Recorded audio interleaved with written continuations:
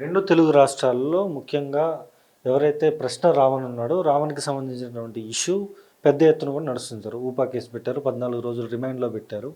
ఖచ్చితంగా కూడా బయటికి రాడు, లోపలే ఉంచేస్తారంటూ కూడా మాట్లాడుతున్నారు. ఊపా కేసులో బెయిల్ వస్తుందా అసలు? అయితే ఇది కక్షపూరిత రాజకీయంగా కనబడుతుంది నాకు. ఉపా ఉపా చట్టం పెట్టడం అనేది దాని అంటే గత అంటే ప్రయత్నం చేసిండ్రు. ఒక 10-15 కేసులలో రిమాండ్ చేయడానికి ప్రయత్నం చేసిండ్రు. రిమాండ్ చేయడానికి ప్రయత్నం చేసినాక ఖాళీ పక్షంలో వాళ్ళు ఏం చేసిండ్రంటే ఉపా కేసు అనేది పెట్టిండ్రు. ఉపా కేసు ఉపా చట్టం వాళ్ళ మీద పెడతారంటే తీవ్రవాదాన్ని ప్రోత్సహించే వ్యక్తులు, లేకుంటే తీవ్రవాదులతో సంబంధం కలిగిన వ్యక్తులు, లేకుంటే conspiracy, criminal conspiracy, larger conspiracy, తీవ్రవాదులతో సంబంధం ఉండి తీవ్రవాద కార్యకలాపాలు కానీ అట్లాంటివి ప్రోత్సహించే వ్యక్తులు వీటిని ఫైనాన్షియల్గా ఇది చేసుడు. రాజకీయంగా వ్యాఖ్యలు చేసిండ్రు అనుకోండి, అది దానికి తీవ్రవాద నిరోధక చట్టంకు ఏం సంబంధం ఉంటుంది. రాజకీయ వ్యాఖ్యలు అనేవి కొంతమంది రాజకీయ వ్యాఖ్యలు చేస్తూ కొద్దిగా ఉత్తేజితులై వ్యక్తిగత వ్యాఖ్యలు, పూర్తి స్థాయిలో మనోభావాలు దెబ్బతినే వ్యాఖ్యలు అని వీటిని చాలా మటుకు రాజద్రోహం కేసు పెట్టారు. 124 ఇంతకుముందు ఉంటుండే రాజద్రోహం కేసులు పెట్టారు. రాజద్రోహం నకీరన్ గోపాల్ కేసు మనకు ఒక స్టాండింగ్ ఎగ్జాంపుల్, అది ఒక ప్రెసిడెంట్ నకీరన్ గోపాల్ కేసు. దానిలో కూడా ఇట్లనే ఏదో పత్రికల్లో రాసిందని చెప్పేసి నకీరన్ గోపాల్ గారి మీద కేసు పెట్టడం జరిగింది, నకీరన్ అనే పత్రికలు. అయితే దాన్ని సుప్రీంకోర్టు చాలా తీవ్రంగా పరిగణించింది, అది మద్రాస్ హైకోర్టు కూడా తీవ్రంగా పరిగణించింది. అదేవిధంగా ఇప్పుడు ప్రశ్న రావణ్ అంటే మతపరమైన కొన్ని వ్యాఖ్యలు చేసిండని కొంతమంది అంటున్నారు. మతపరమైన వ్యాఖ్యలు చేస్తే అది దేశ సమగ్రతకు భంగం కలిగించే వ్యాఖ్యలు తప్ప వేరేటివి ఉపా చట్టం, అది కూడా ఉపా చట్టం కాదు, రాజద్రోహం అనేది గతంలో 124 ఏదైతే ఉన్నదో రాజద్రోహం అని గతంలో కూడా కేసులు పెట్టారు. ఇప్పుడు మనం అక్బరుద్దీన్ ఓవైసీ కేసు తీసుకోవచ్చు. అక్బరుద్దీన్ ఓవైసీ కొన్ని మతపరమైన వ్యాఖ్యలు, ఒక మతాన్ని కించపరిచే విధంగా, హిందూ మతాన్ని కించపరిచే విధంగా కొన్ని వ్యాఖ్యలు చేయడం జరిగింది. అయితే ఇప్పుడు అక్బరుద్దీన్ ఓవైసీకి శిక్ష పడలేదంటే, మొత్తము పూర్తిగా రికార్డెడ్ ఎవిడెన్స్ ఉన్నాక కూడా శిక్ష పడలేదంటే అది ఎవరి తప్పు? అది పూర్తి స్థాయిలో ప్రభుత్వాల తప్పే. కాబట్టి మతపరమైన వ్యాఖ్యలు చేసిన కొన్నిసార్లు హిందూ మతానికి సంబంధించిన కొంతమంది దేవులపై వ్యాఖ్యలు చేసిండు. అయితే వ్యాఖ్యలు చేసినప్పుడు అవి మనోభావాలు దెబ్బతిన్నాయి అనే విషయాన్ని ప్రస్తావిస్తూ, అదేవిధంగా ఒక దళిత సభలో, ఒక దళితులకు సంబంధించిన సభలో అది ఏ విధంగానైతే ఈ ఎస్సీ కేటగరైజేషన్లో క్రిస్టియన్గా మతం మార్పిడి అయిన దళితులను కూడా క్రిస్టియన్గా పరిగణిస్తూ, దాంతోపాటు వాళ్ళకు కూడా దళిత హక్కులు అనేది కల్పించాలని చెప్పేసి అప్పట్లో చాలా పెద్ద ఇష్యూ అయింది. ఏ విధంగానైతే ఆనరబుల్ సుప్రీంకోర్టు ఏదైతే జడ్జిమెంట్ ఇచ్చిందో ఆ జడ్జిమెంట్కు వ్యతిరేకంగా వివిధ ప్రాంతాలలో, వివిధ రాష్ట్రాలలో నిరసనలు అనేటివి తెలిపిండ్రు. ఆ నిరసనలో భాగంగా కొన్ని వ్యాఖ్యలు అతను చేశాడు, దానికి ఉగ్రవాదానికి లింక్ ఉన్నదని చెప్పేసి కేసు పెట్టడం జరిగింది. ఏదైతేనేమి ఊపా చట్టం పెడితే సాధారణంగా బెయిల్ అనేది రాదు. నేషనల్ ఇన్వెస్టిగేటింగ్ ఏజెన్సీ అనేది మన పిక్చర్లకు వస్తుంది. అదేవిధంగా ఆ ప్రాపర్టీ సంబంధించి ఇవి కావచ్చు, మొత్తం అటాచ్మెంట్ చేయొచ్చు. అది చాలా తీవ్రమైన కేసు.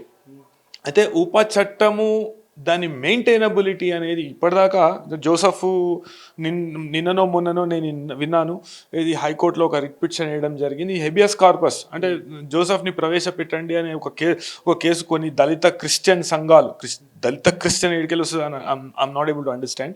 అయితే కొన్ని దళిత క్రిస్టియన్ సంఘాలు కొంతమంది కేసు వేయడం జరిగింది. అయితే దాంట్లో హైకోర్టు మీరు ఉపసంహరించుకుంటారా లేకుంటే మేము డిస్మిస్ చేయాలని ఆంధ్రప్రదేశ్ హైకోర్టు అడిగినట్టు నాకు సమాచారం ఉన్నది. అయితే దాంట్లో మాత్రం జైల్లో వండుకుంటా అంటే ఇప్పుడు మన హెబియస్ కార్పస్ అనే రిట్ ఎప్పుడు వేయొచ్చు అంటే కస్టడీ లీగలా కాదా అన్నది మాత్రమే నిర్ణయించే అధికారం కోర్టుకుంటుంది. అయితే దీంట్లో కస్టడీలో ఉన్నాడు అనుకుంటా అతన్ని ప్రవేశపెట్టాలంటే హైకోర్టు ముందట ప్రవేశపెట్టాలంటే అట్లాంటి ప్రక్రియ మన చట్టంలో లేదు, న్యాయ సూత్రాలకు విరుద్ధంగా ఉన్నది మీరు అడిగేది అని దాన్ని మేము కొట్టేస్తాము లేకుంటే ఉపసంహరించుకోండి అని చెప్పడం జరిగింది. అప్పుడు వాళ్ళు ఉపసంహరించుకున్నారు. అయితే దీనికి బెయిల్కు ఊపా చట్టానికి సంబంధం లేదు. ఊపా చట్టం దాని అప్లికబిలిటీ అనేది అతను జోసెఫ్ ప్రశ్నించినప్పుడు లేకుంటే జోసెఫ్కు సంబంధించిన వాళ్ళు ప్రశ్నించినప్పుడు ఇంకా నాకు తెలిసిన సమాచారం ప్రకారం నెలకు 1,50,000 సంపాదిస్తాడు యూట్యూబ్లో అని మేము అతని అకౌంట్స్ కూడా ఫ్రీజ్ చేయడం జరిగింది. అది సరైనది కాదు. అయితే అతను ఉప చట్టం వర్తిస్తుందా లేదా అనే ప్రశ్న లేవనెత్తినప్పుడు ఆంధ్రప్రదేశ్ హైకోర్టు కావచ్చు, మన న్యాయ వ్యవస్థ కావచ్చు, అదేవిధంగా సుప్రీంకోర్టు కావచ్చు తప్పకుండా దాన్ని పరిగణలోకి తీసుకునే అవకాశం ఉంటుందని నా అభిప్రాయం, ఒక న్యాయవాదిగా నా అభిప్రాయం. అంటే బెయిల్ వస్తుందంటారా రాదంటారా అసలు? అంటే ఉపా చట్టము వర్తించదు అన్నప్పుడు తప్పకుండా బెయిల్ ఇవ్వవలసిందే. ఇప్పుడు ఏంటంటే ఈ తుపాకుల అప్పారావు కేసు గతంలో నేను వివిధ కేసులలో ఉదాహరించడం జరిగింది, చెప్పడం జరిగింది. తుపాకుల అప్పారావు కేసు అంటే ఒకటే వ్యక్తి మీద ఒకటే కారణం. ఇప్పుడు అక్బరుద్దీన్ కేసులో కూడా అన్ని కేసులను ఒకటే జాగల జస్టిస్ నరసింహారెడ్డి గారి దగ్గర అప్పట్లో వాదనలు వినిపించారు. నేను కూడా వాళ్ళ తరఫు నుండి వాదనలు వినిపించడం జరిగింది. అప్పట్లో రఘునందన్ రావు అపియర్ అయ్యింది. ఇప్పుడు బీజేపీ ఎంపీగా ఉన్న రఘునందన్ రావు అపియర్ అయ్యిండు ఆ కేసులో. అయితే జడ్జి గారు నరసింహారెడ్డి గారు ఒక వ్యాఖ్య చేయడం జరిగింది. ఒక దిక్కేమో డివి సీతారామమూర్తి గారు ఉన్నారు, సీనియర్ కౌన్సిల్ డివి సీతారామమూర్తి గారు ఉన్నారు. ఒక సైడ్ ఏమో మన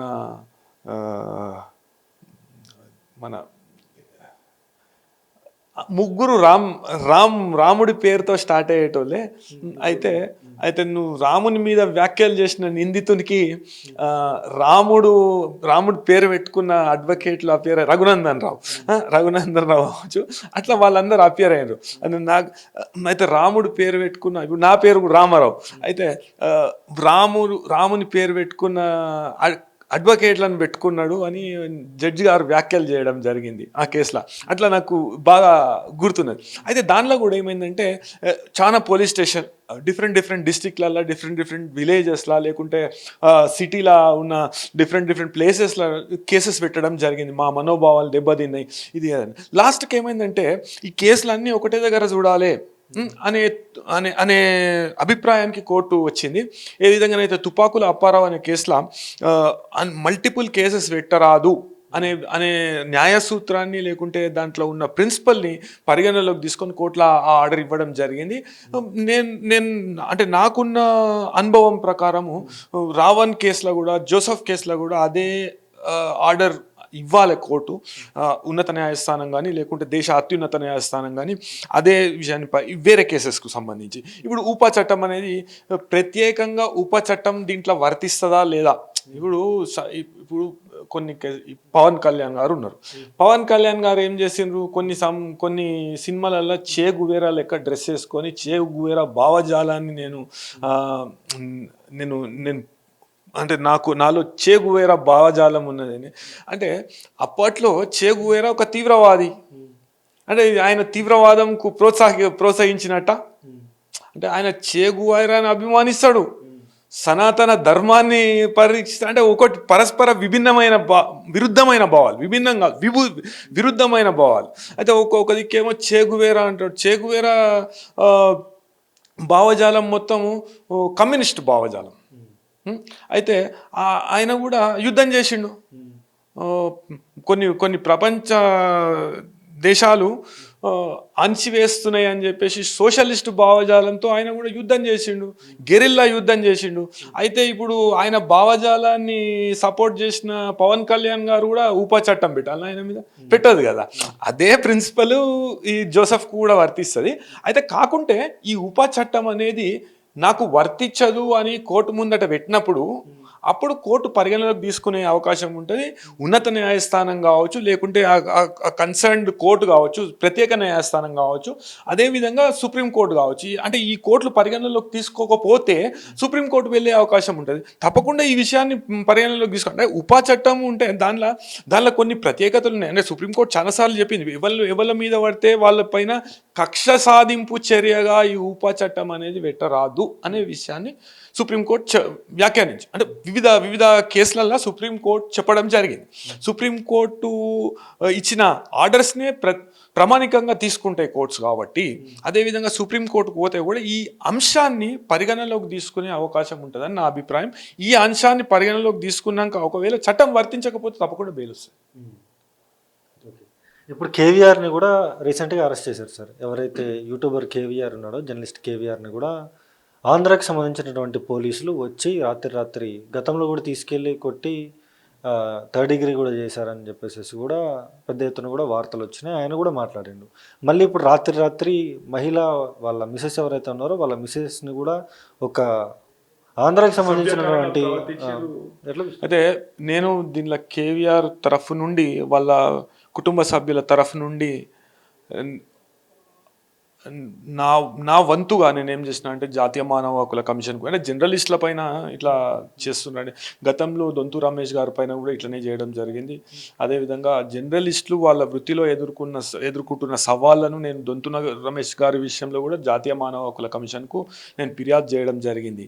అదేవిధంగా గతంలో జగన్మోహన్ రెడ్డి అనే జర్నలిస్ట్ని ఆంధ్రాలో చిత్తూరులో దారుణంగా హత్య చేయడం జరిగింది. అయితే దాన్ని కూడా నేను జాతీయ మానవ హక్కుల కమిషన్ దృష్టికి తీసుకుపోయినా, జాతీయ మానవ హక్కుల కమిషన్ దాంట్లో చిత్తూరు ఎస్పీకి దాన్ని ఆ అంశాన్ని తీవ్రంగా పరిగణించి దాని మీద రిపోర్ట్ దాఖలు చేయవలసిందిగా ఆదేశాలు ఇవ్వడం జరిగింది. అదేవిధంగా దానిలో జాతీయ మానవ హక్కుల కమిషన్ మేము మానిటర్ చేస్తామని కూడా చెప్పడం జరిగింది. ఆ హత్య కేసులో నేర పరిశోధన కావచ్చు, లేకుంటే దర్యాప్తు కావచ్చు, మేము మానిటర్ చేస్తామని చెప్పడం జరిగింది.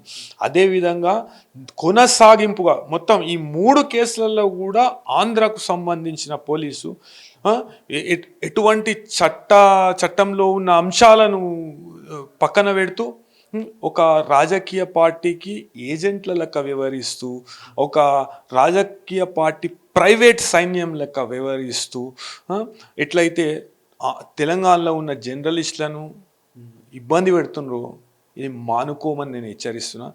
కేవీఆర్ విషయంలో కూడా నేను జాతీయ మానవ హక్కుల కమిషన్ను ఆశ్రయించడం జరిగింది. ఏ విధంగానైతే అసభ్యకరంగా కేవీఆర్ గారి సతీమణితో ప్రవర్తించిండ్రో, ఒక తెలంగాణ ఆడిబిడ్డ తో అసభ్యంగా ప్రవర్తించిండ్రో, ఇది 0 ఎఫ్ఐఆర్ చేస్తారా అండి? ఆమె పైన 0 ఎఫ్ఐఆర్ చేసి ఇడికి పంపిస్తారా? ఆమె పోయి పోలీస్ కంప్లైంట్ ఇస్తే 0 ఎఫ్ఐఆర్ చేసి అదే పోలీస్ స్టేషన్కు ఆంధ్ర నుండి పంపిస్తారా? అది ఎంత దారుణం అది. అయితే ఈ చర్యలు మానుకోకపోతే తీవ్ర స్థాయిలో కోర్టు నుండి కావచ్చు, జాతీయ మానవ హక్కుల కమిషన్ నుండి కావచ్చు, తీవ్ర స్థాయిలో వాళ్ళపై చర్యలు ఉంటాయి అని హెచ్చరిస్తున్నాను. ఆంధ్ర పోలీస్ జాగ్రత్త. ఈ విధంగా మీరు ఎట్లా పడితే అట్లా ఏది పడితే అది కేసులు, అధికారం ఉన్నది కదా అని ఎవరి మీద పడితే వాళ్ళ మీద పడితే తెలంగాణ ఒక పోరుగడ్డ. తప్పకుండా మీకు ఒక గుణపాఠం అనేది చెప్తాము. 100కు 100% ఏ విధంగానైతే గతంలో కూడా, అంటే ఒక కేసు కాకుండా ఇంకో కేసు, ఇంకో కేసు కాకుండా ఇంటి కేసు, ఎట్లా పడితే ఎట్లా పెడితే 100కు 100% న్యాయస్థానాలను ఆశ్రయిస్తాము. జాతీయ మానవ హక్కుల కమిషన్ ఆశ్రయించడం, జర్నలిస్టులకు ఒక ప్రత్యేక చట్టం, రక్షణ చట్టం తీసుకురావాలని నేను జాతీయ మానవ హక్కుల కమిషన్కు నివేదించడం జరిగింది. అదేవిధంగా రికమెండేషన్ చేయాలి, ప్రభుత్వానికి రికమెండేషన్ చేయాలి.